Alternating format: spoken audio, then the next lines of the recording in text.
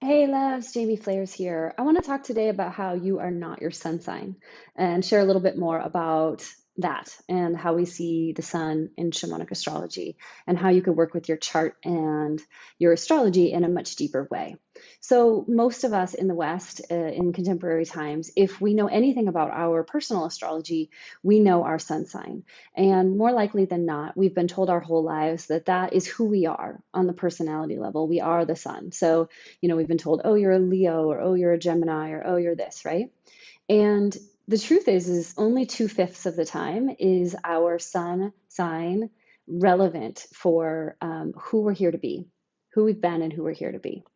So I want to open this up a little bit and say more so that you can understand the astrology much deeper and from a different perspective, and so that you can actually get more out of it. Because oftentimes, what I've noticed is when we're just associated with our sun sign and we're only associated with like a list of traits that are good or bad about that sign, it can feel flat. It cannot feel so compelling for us, especially if we don't relate to that, because it's one, it's not archetypal. It's just a list of surface personality traits, and two, it doesn't always fit, and that's also because of what else is happening in your chart, most likely. So I want to just kind of give a context here. The sun stays in a sign for 30 days. So that means that everyone who was born in the same month as you has the same sun sign, right? So, I mean, I think personally, I don't believe that all 10 million people that were born in the same month as me have the same personality on the essential, at some essential level. So it doesn't quite work that way. The sun as personality doesn't quite work that way. So the sun stays in a sign for a month, right? We have 12 months, 12 signs. The sun stays about a month in each sign. The moon changes sign every 2.5 days. So the moon sign that you were born under is much more specific to the time that you chose to incarnate. And then the rising sign, which is the first sign, zodiac sign on the horizon that's rising at the time that you were born. And that changes every 2 hours. So that gets very, very specific to the time that you incarnated. And so we need to open it up beyond the sun sign. So I want to go through, I want to unpack and open this up just a bit. There's many deeper layers that we could get into here.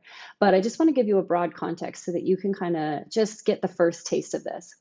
So we look at the sun in shamanic astrology as the fuel we burn in this lifetime. So it's our fuel, it's our engine, it's our life force energy. It's this energy we use to move through the world. So for example, if we have a Libra sun, our energy, our fuel is the fuel of relationality, of being in relationship, of being in connection. If our sun sign is in Taurus, our fuel is pleasure, enjoying being in the body, receiving. If our sun sign is in Leo, our fuel is the fuel of creativity, of fire, of joy, of play, that sort of thing. So it's the fuel we burn in this lifetime. So the fuel is not, personality. It's just like the energy that we're using, right? And then the moon sign in shamanic astrology, it represents lineage. So, we don't see humans as coming in as blank slates. We all have temperament, quirks, and sort of ways of being that we seem to come in with to some degree. And of course, they're shaped by nurture.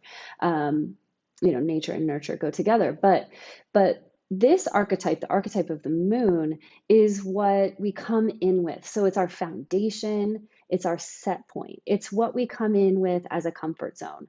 So, even the Romans recognized this. When the Romans asked each other what their sign was, like, hey, baby, what's your sign?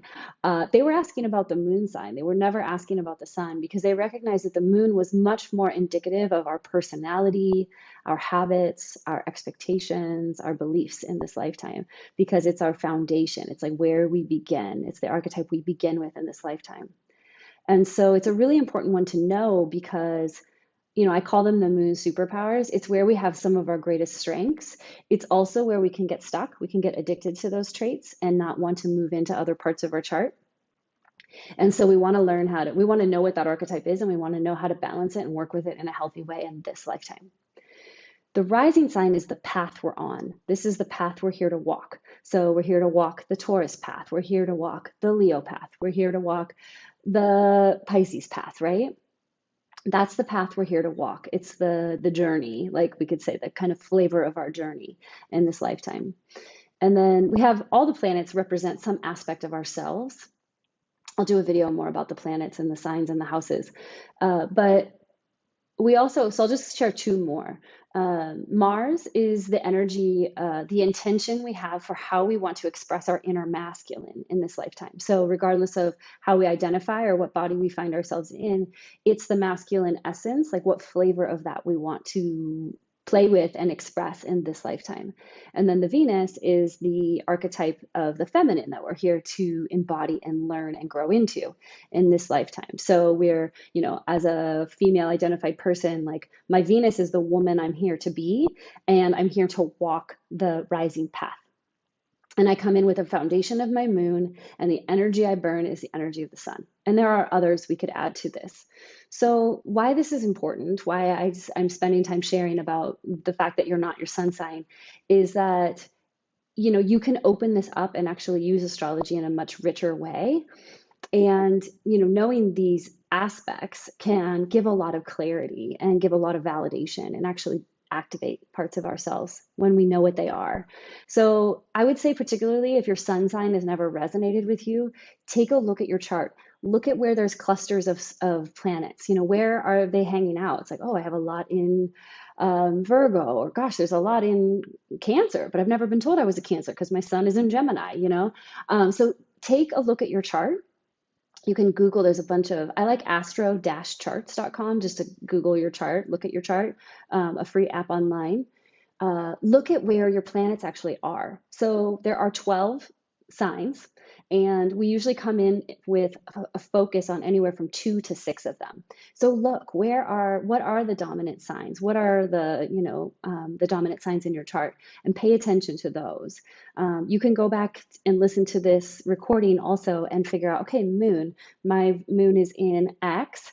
Let me learn more about the qualities of that and understand that that's a place of superpower for me. And it's also a place where I'm learning to build from that and not just stay in it. And then, of course, another great way is to get an astrology reading where you can really unpack all the pieces and get a much richer, much deeper look at your astrology. So, thanks for listening. Let me know if you have any questions. Let me know your thoughts. Let me know how you've related to your sun sign through time. And let me know if you'd like to work further. All right. Thanks. Be well.